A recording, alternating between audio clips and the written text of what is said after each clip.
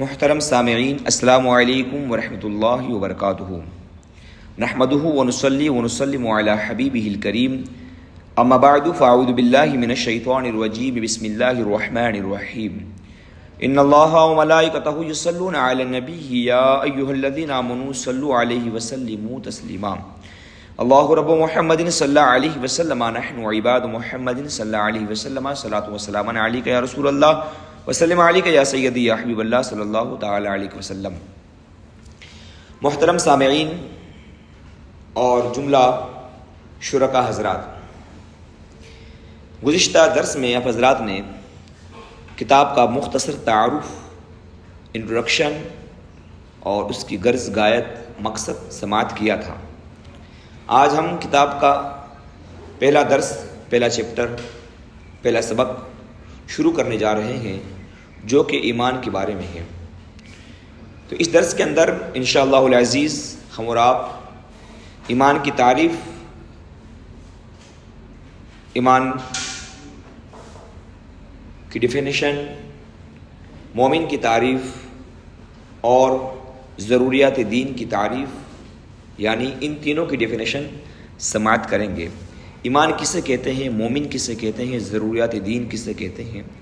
آج کے درس میں ہم ان تین چیزوں کو سماعت کریں گے اور ان تین چیزوں کو سمجھنے کی انشاءاللہ رب العزت کوشش کریں گے۔ آئیے درس کا آغاز کرتے ہیں۔ سب سے پہلے ہے ایمان کا بیان۔ بسم اللہ الرحمن الرحیم۔ ایمان کی تعریف یعنی ایمان کی ڈیفینیشن، ایمان کسے کہتے ہیں، وہ باتیں ذکر کر رہے ہیں۔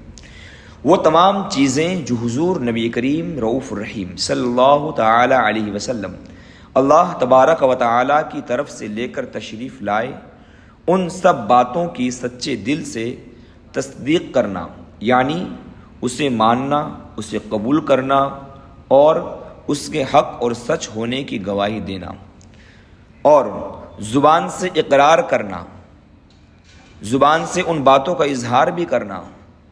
کن باتوں کا؟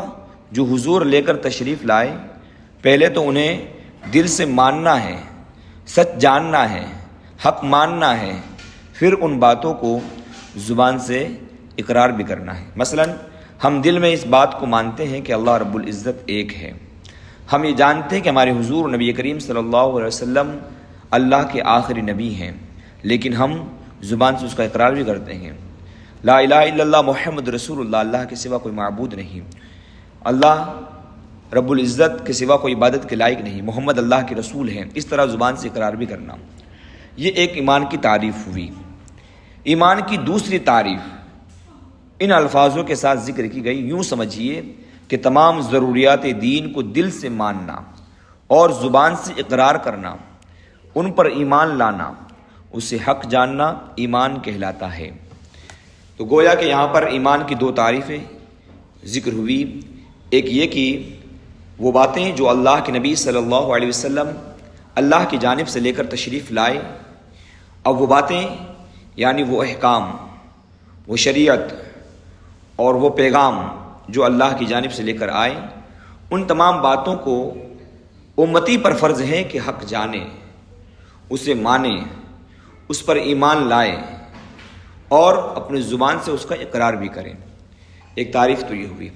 دوسری تعریف ہوئی کہ ضروریات دین، تمام ضروریات دین کو حق جاننا، سچ ماننا، زبان سے اقرار کرنا ایمان کہلاتا ہے۔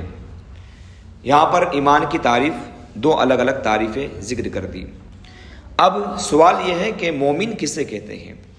تو جواب سنیے، جو ان باتوں کو مانے، حق جانے، عمل کریں، وہ مومن کہلاتا ہے۔ کن باتوں کو؟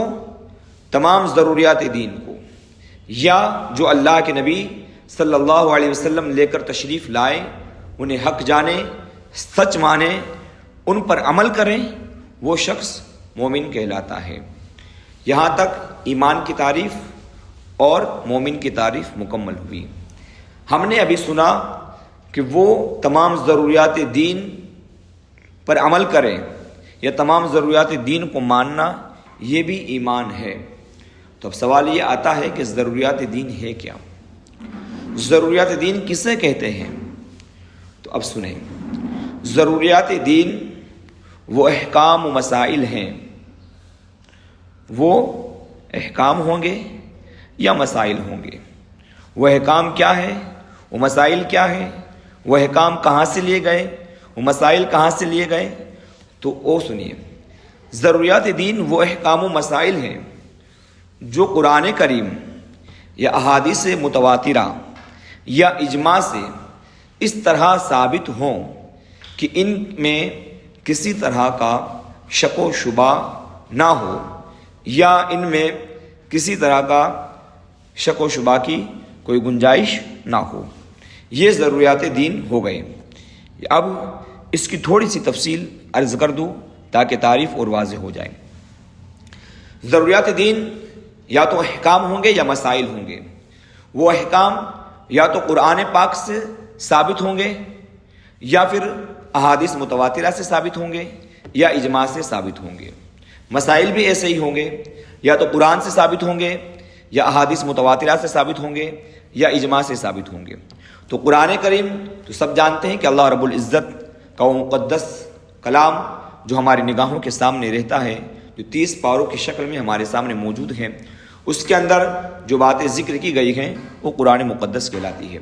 احادیث متواترہ، احادیث یہ حدیث کی جمع ہے، اور حدیث کہتے ہیں مصطفیٰ کریم علیہ الصلوۃ والسلام کی قول کو، یعنی آپ کی بات کو، فعل کو، یعنی آپ نے جو کام کیا، آپ کا چلنا اٹھنا بیٹھنا کس انداز سے تھا، وہ بھی حدیث کہلاتی ہے۔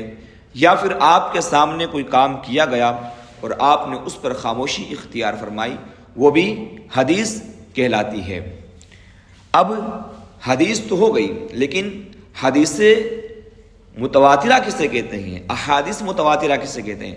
تو احادیث متواترہ اسے کہتے ہیں کہ اس حدیث کو ذکر کرنے والے، اس حدیث کو روایت کرنے والے محدثین کی تعداد ہر دور میں اتنی رہی ہو کہ جن کو جھٹلایا نہ جا سکے، یا ان کی اس قدر کثیر تعداد ہو کہ جن کا سب کا مل کر ایک بات پر جھوٹ پہ جمع ہونا ممکن نہ ہو، یا پھر اتنی کثیر تعداد ہو کہ جن کو جھوٹا ثابت نہ کیا جا سکے۔ المختصر سمجھ لیں کہ ہر دور کے اندر ان کی کثیر تعداد ہو، جن کی کثرت کو دیکھ کر ان کو کوئی جھوٹا نہ کہہ سکے، وہ حدیث متواترہ کہلاتی ہے۔ اور اس کے علاوہ بہت ساری تعریفات اس کی اور بھی کی گئی ہے، مگر ان کی تفصیل میں نہ جا کر بات آگے بڑھاتا ہوں۔ یا تو حدیث متواترہ سے ثابت ہو یا اجماع سے ثابت ہو۔ اور اجماع کسے کہتے ہیں؟ اجماع کہتے ہیں رسول اللہ صلی اللہ تعالی علیہ وسلم کے وصال ظاہری کے بعد علماء مجتہدین، یعنی مجتہد علماء جو اجتہاد کرنے کا ملکہ رکھتے ہو، جو اپنے علم کی قوت سے قرآن اور حدیث سے مسئلہ استنباط کرنے کا ملکہ رکھتے ہو، طاقت رکھتے ہو، اور ان کے اندر استطاعت ہو کہ وہ اپنے علم کی بنا پر قرآن اور حدیث سے مسئلہ اخذ کر لے، اس کو مجتہد کہتے ہیں۔ تو اب اجماع کی تعریف ہوئی کہ رسول اللہ صلی اللہ تعالی علیہ وسلم کے وصال ظاہری کے بعد علماء مجتہدین کا کسی ایک بات پر جمع ہو جانا اور کسی ایک بات پر اتفاق قائم کر لینا، یہ اجماع کہلاتا ہے۔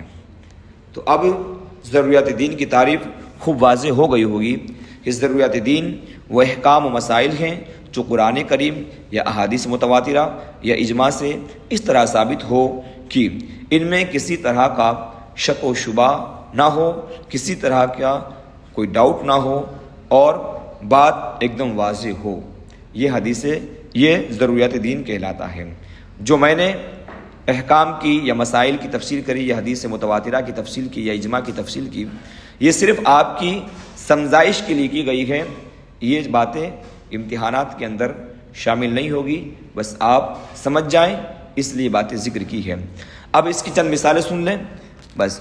اللہ رب العزت کی وحدانیت، یعنی یہ کہنا کہ اللہ تبارک و تعالیٰ ایک ہے، اس کے ایک ہونے کی گواہی دینا، اور اللہ رب العزت کی یکتائی بیان کرنا، ایک تو یہ چیز ہو گئی۔ یہ ایسی چیز ہے کہ جس میں شک و شبہ کی گنجائش نہیں ہے۔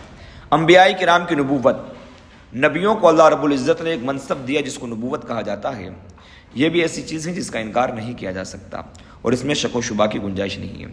جنت و جہنم یہ دو مقام ہیں کہ حساب و کتاب کے بعد میں اچھے اعمال کرنے والوں کو یا اللہ کے برگزیدہ بندوں کو جو ٹھکانہ دیا جائے گا اس کو جنت کہا جاتا ہے، اور بد اعمال کے مرتکب کو یا بدکاروں کو، کافروں کو جو ٹھکانہ دیا جائے گا، رہنے کی جگہ دی جائے گی، اس کو جہنم کہتے ہیں۔ یہ بھی مسلم چیز ہے، قرآن حدیث اجماع سے ثابت ہے۔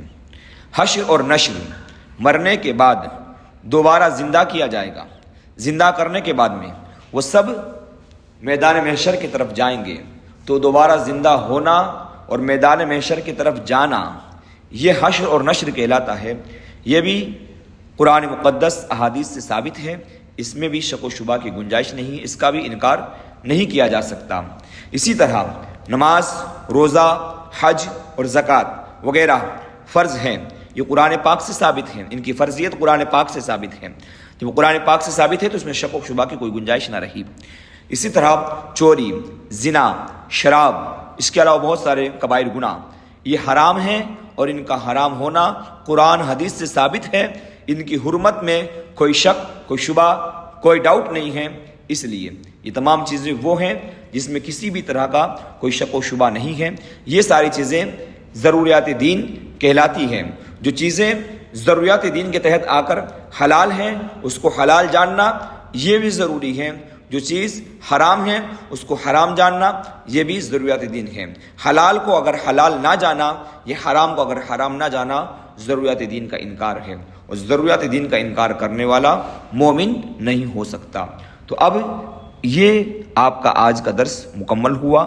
اس درس کے اندر آپ نے چند باتیں سمجھی، سنی، یعنی ایمان کسے کہتے ہیں، ایمان کی تعریف سنی، مومن کسے کہتے ہیں، مومن کی تعریف سنی، ضروریات دین کسے کہتے ہیں، ضروریات دین کی تعریف سنی، پھر اسی کے ضمن میں حدیث متواترہ کی بھی تعریف سنی، اجماع کی بھی تعریف سنی۔ امید کرتا ہوں کہ آپ کو یہ سبق انشاءاللہ تبارک و تعالی سمجھ آ جائے گا۔ اگر پھر بھی سمجھ نہ آیا ہو تو آپ بے تکلف کمنٹس کے اندر بتا سکتے ہیں کہ مجھے یہ چیز سمجھ میں نہیں آئی ہے، تو انشاءاللہ تبارک و تعالی آپ کی سمجھائش کے لیے ہم ہر چند کوشش کریں گے۔ اللہ تبارک و تعالی ہمیں اور آپ کو صحیح سمجھ عطا فرمائے، اور کتاب میں جو باتیں ذکر ہوئی اس پر عمل کی توفیق عطا فرمائے۔ السلام علیکم ورحمۃ اللہ وبرکاتہ۔